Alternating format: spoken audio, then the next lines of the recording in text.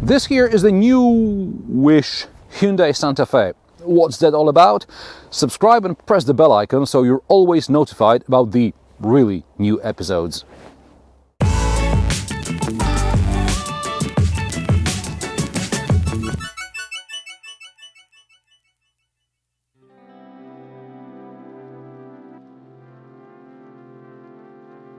Hyundai introduced the fourth generation of the Santa Fe SUV in 2018, and by mid-2020 it already announced the facelift. From the front you can tell something's different. The grille is more prominent and clearly separated from the rest of the fascia. The headlamps are even sharper. At first glance you'd be excused for thinking this is a new generation, especially when you look inside, but more about that in a moment. Hyundai claims the refreshed Santa Fe is on a new platform which improves performance, handling, efficiency, as well as safety. There are also new powertrains, including a plug-in hybrid. In simple terms, we now get the same 2.2-liter diesel and a 1.6-liter petrol hybrids like in the new Kia Sorento.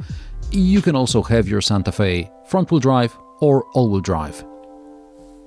External dimensions have changed ever so slightly. The car is now 1.5 centimeters longer and 1 centimeter wider, but still smaller than the new Kia Sorento. The wheelbase remains at 2,765 millimeters. That's a whopping 5 centimeters shorter than the new Sorento, but this is just a facelift. Just a facelift, but the cockpit has changed. The first thing you notice is this floating console with 24 or so buttons for the HVAC and some other basic car functions. Under the console is a cubby with a 12-volt socket and a USB port, and as soon as you put something down there, you'll forget about it. Many times I had to go back and get my phone from there. Before the facelift, the instrument cluster featured a display and some analog gauges on the sides. Now the higher trim models get a 12-inch virtual display, which changes depending on the driving mode and is also connected with side cameras activated by indicators. I praised this in the Kia Sorento. I only wish it was also available during parking maneuvers without the indicators, as oftentimes the indicator turns off as you turn the steering wheel the other way around. There is also a 10.25-inch central display with a new infotainment system. It also works with Blue Link app. Paired with your car, it allows you to check remotely the car status, location, send destination to SatNav, open and close the doors. Additional features like remote engine start may be available in some markets or may be launched here at a later date. There are two cup holders, a cubby for a key or a phone. The armrest storage is pretty big, but the glove box is average size at best. And the door pockets, although better than in the Sorento, are still too small for this big a car. The top spec models get fancy leather and faux leather quilted upholstery, which gives the interior a more upscale look and feel. I'm not a fan of the gear selector, not because it's 4 buttons, but because it's located on the floating console next to 24 other buttons, and I always need time to make sure I'm pressing the right button.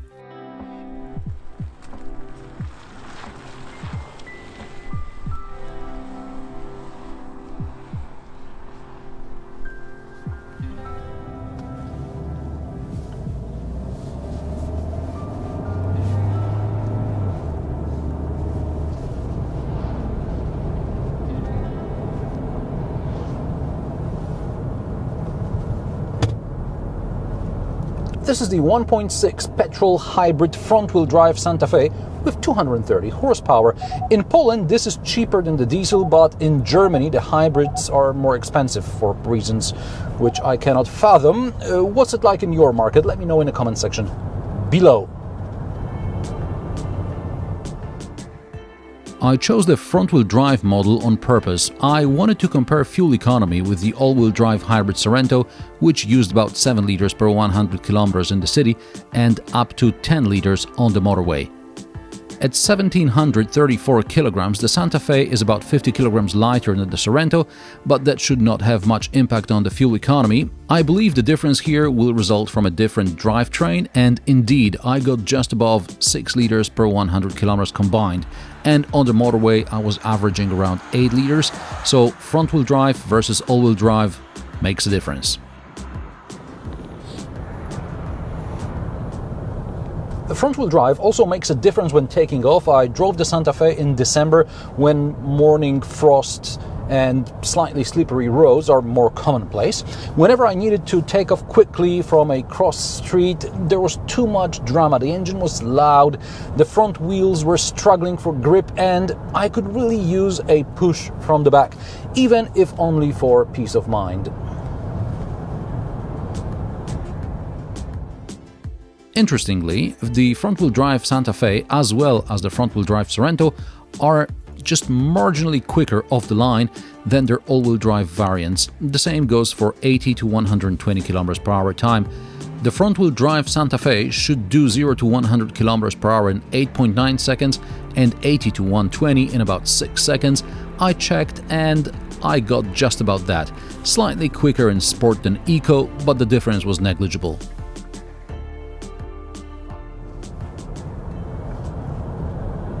By the way, as this is a front-wheel drive car, there are only 3 modes: Eco, Sport and Smart. The all-wheel drive version has more terrain modes. The front-wheel drive Santa Fe only gets hill descent assist, but don't go too far. With ground clearance less than 18 centimeters, you can put the departure angle to the test, especially with the spare tire mounted under the back of the car. The Santa Fe handles okay, the suspension evens out bumps better than in the pre-facelift model, driver aids are still many and still make too much noise. Also, the active lane keeping assist still requires that you move the steering wheel to confirm that you're holding it. There are still no capacitive sensors, like in some newer premium cars or VWs. Above 120 km per hour, the wind noise is noticeable. There is an easy-to-read head-up display which shows things like the speed limit and the current speed, obviously. Visibility is decent and a 360-degree camera helps during parking. And I love that additional view from cameras under the mirrors. This blind spot monitor thing, great stuff. However, I'm not a fan of the AC settings being hidden. I'd like to see the temperature without fumbling for the right switch. I mean, why?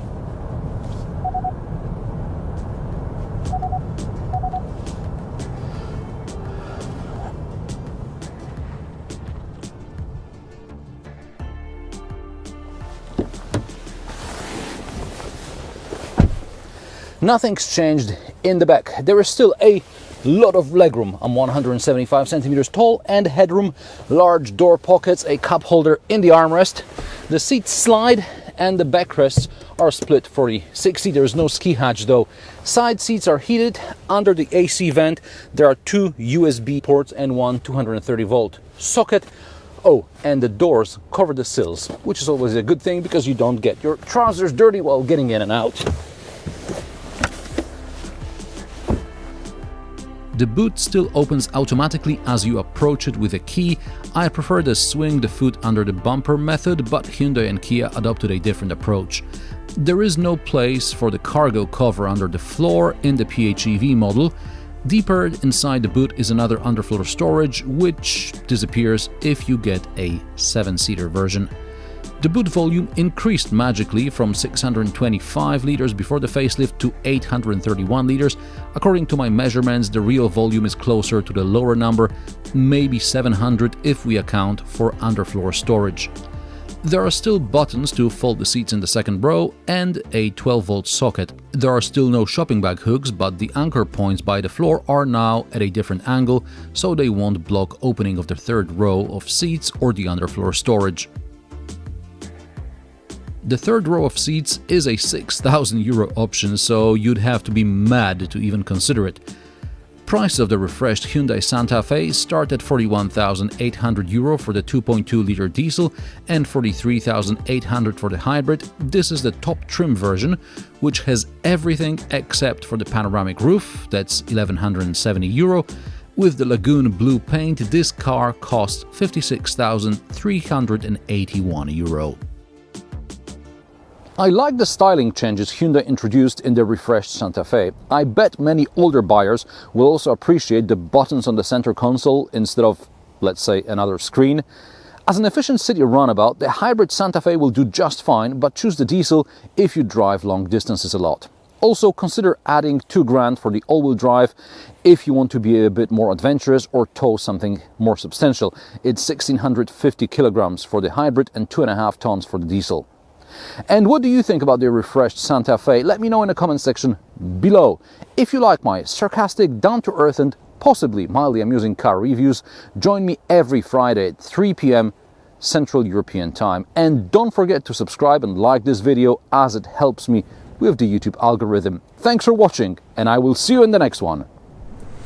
Something I noticed, this is my normal driving position in the Hyundai Santa Fe, minus the puffer jacket.